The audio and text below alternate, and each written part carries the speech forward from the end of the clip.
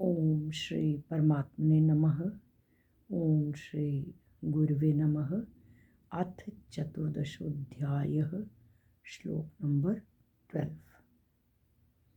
ये श्लोक है लोभः प्रवृत्तिरारम्भः। लोभः प्रवृत्तिरारम्भः कर्मणामशमः स्पृहा। कर्मणामशमः स्पृहा। रजस्येतानि जायन्ते। रजस्येतानि जायन्ते विवृद्धे भरतर्षभ। विवृद्धे भरतर्षभ। लोभः प्रवृत्तिरारम्भः। अगर र को हटा दें तो प्रवृत्ति ही प्लस आरंभः। आरंभ आगे है कर्मणामशमः। कर्मणाम प्लस अशमः। अशमः अशांति। कर्मणाम आरंभः नए नए कर्मों का आरंभ। स्पृहा लालसा तृष्णा। रजसेतानि। रजसेतानि रजसी प्लस एतानि। रजसी रजोगुण। एतानि ये वृत्तियां। विवृद्धे। विवृद्धे का मतलब बढ़ना।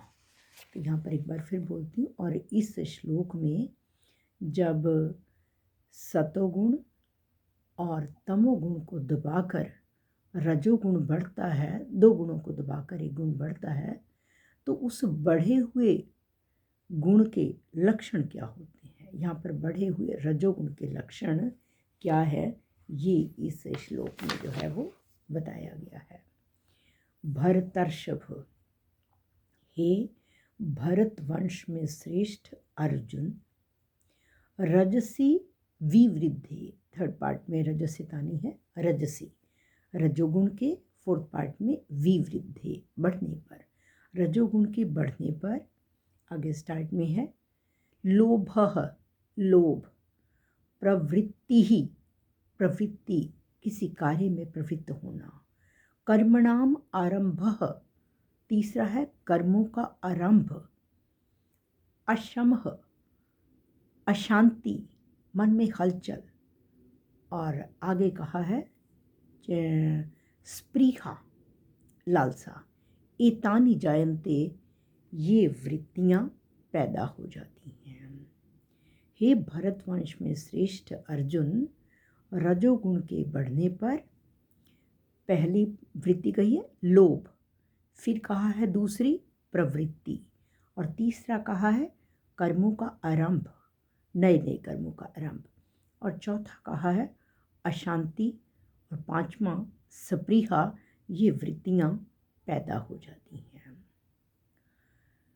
लोभ क्या है? हमारे पास आवश्यकता के लिए वस्तुएं हैं, लेकिन और इच्छा होना, उसको लोभ कहा गया है। जैसे पहनने के लिए वस्त्र हैं, ज़रूरत नहीं है, लेकिन जैसे इंसान देखता है और लेने की इच्छा करता है, आवश्यकता नहीं भी है, उसे कहा गया है लोभ। ऐसी अधिक बढ़ाने की इच्छा का नाम जो है वो लोभ है।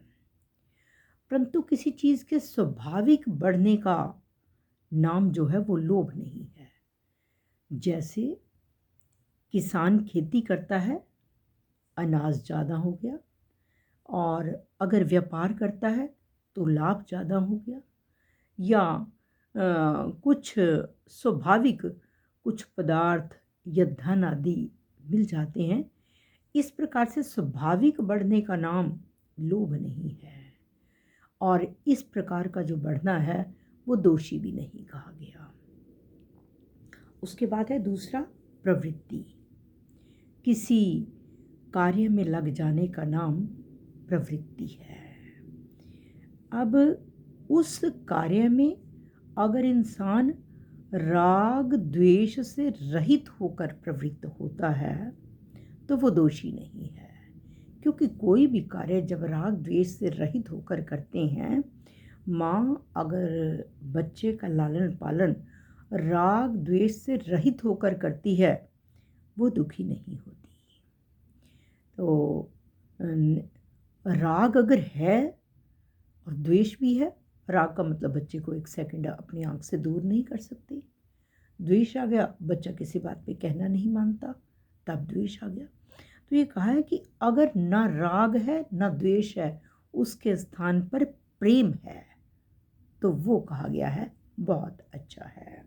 यहाँ पर कहा है कि ऐसी प्रवृत्तियाँ जो हैं महापुरुषों में भी होती हैं, लेकिन राग पूर्वक सुख, आराम और धन आदि की इच्छा को लेकर किसी कार्य में प्रवृत्त होना जो है, उसको दोषी कहा गया है। ये रजोगुण की वृत्ति है कि इंसान राग पूर्वक किसी चीज़ में प्रवृत्त होता है और दोष पूर्वक निवृत्त होता है, ये अच्छा नहीं है। और आगे कहा है कर्मणाम आरंभः, नए नए कर्मों का आरंभ। मनुष्य इस संसार में धनी कहलाने के लिए, यश मान प्रशंसा पाने के लिए नई नई कर्म आरंभ करता है, नई नई फैक्ट्रियाँ खोलता है, नए नए व्यापार करता है, नई नई दुकानें खोलता है। इसे कहा गया है कर्मों का आरंभ। और मनुष्य जन्म प्राप्त होने पर परमात्म तत्व की प्राप्ति का ही उद्देश्य रहे और भोग और संग्रह का उद्देश्य बिल्कुल न रहे, इसे बिल्कुल सही कहा गया है। लेकिन जो रजोगुण में प्रवृत्त है, वो जिसका रजोगुण बढ़ा हुआ है, वो इसमें कहा है कि परमात्मा से विमुख होने लगता है रजोगुण के बढ़ने पर। और जैसे ही परमात्मा से विमुख हुआ, तो त्यों ही वह अत्यधिक दुखी हुआ। लेकिन जो महापुरुष हैं, उनके जो कर्मों के आरंभ होते हैं, वे सभी कामना और संकल्प से रहित होते हैं। चौथे अध्याय के 19वें श्लोक में बताया गया है, यस्य सर्वे समारंभाः काम संकल्प वर्जिताः ज्ञान अग्नि दग्ध कर्माणम तमाहुः पंडितम बुधाः। कि ज्ञानी जन जो हैं, उसे जो पंडित हैं उन्हें ज्ञानी कहते हैं, जिनके सभी कार्य जो हैं कामना और संकल्प से रहित होते हैं। कामनाएं तो आएंगी, लेकिन हमने कामना से ऊपर उठकर जीना है। संसार में रहते हुए संसार से ऊपर उठकर जीना है। और आगे कहा है कि अगर आसक्ति से रहित होकर परिस्थिति के अनुसार कर्मों के आरंभ किए जाएं, तो वे नए नए कर्मों का आरंभ नहीं है। और इस प्रकार के कर्म दोषी नहीं है।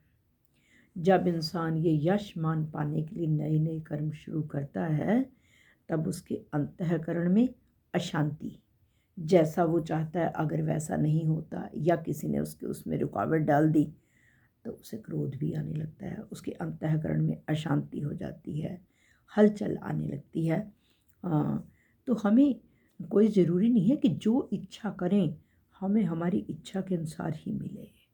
इसलिए कामना का त्याग करने पर हमारे अंदर अशांति नहीं रहती, हमारे अंदर नैष्ठिक शांति आ जाती है। रजोगुण बढ़ने पर इंसान के अंदर हलचल होने लगती है, वो अपने शरीर के आराम को भी भूल जाता है। और आगे है सप्रीहा। सप्रीहा का मतलब तृष्णा। नई नई चीज़ों को देखते हुए और आगे हमारी जो तृष्णा बढ़ती जाती है, वो कई बार कहते हैं, आसां कदे बंदे दियाँ हुंदियां ने पूरियां, कल्प दा बथेरा फिर भी रंदियाँ अधूरियाँ। जितना मर्जी जितना इनको बढ़ाएंगे और आगे बढ़ती जाएंगी। लेकिन कहा है कि भूख लगने पर अन्न की, प्यास लगने पर जल की और सर्दी लगने पर अगर कपड़े की जो हमारी आवश्यकता है, वास्तव में इनका ज्ञान होना, भूख प्यास और ये सर्दी का ज्ञान होना दोषी नहीं है, लेकिन हमें हर समय ही ये अन्न जल ये सुख मिलते रहें, इसी को दोषी कहा है। ऐसी इच्छा करना दोषी कहा गया है। अगर किसी दिन अगर कोई पूरी जिसको सेटिस्फेक्शन है, अगर किसी दिन भोजन नहीं मिला तो वो व्यक्ति ये सोचता है आज परमात्मा ने मेरा व्रत रखवा दिया। लेकिन जिसका रजोगुण बढ़ा हुआ है वो यही सोचता है आज मुझे इतना लाभ हुआ क्यों नहीं, आज जो मैंने सोचा था उतना हुआ क्यों नहीं। ये सोच के वो इंसान दुखी होता रहता है। जब हमारे अंदर रजोगुण बढ़ता है तब लोभ, प्रवृत्ति, कर्मों का आरंभ, अशांति और स्पृहा जो है हमारी बढ़ती है। ऐसा समझकर इंसान तुरंत ही अपनी इन वृत्तियों को मिटा दे और उनसे उदासीन हो जाए और अपने मानव जीवन को सार्थक बनाए। श्री कृष्ण अर्पणम अस्तु।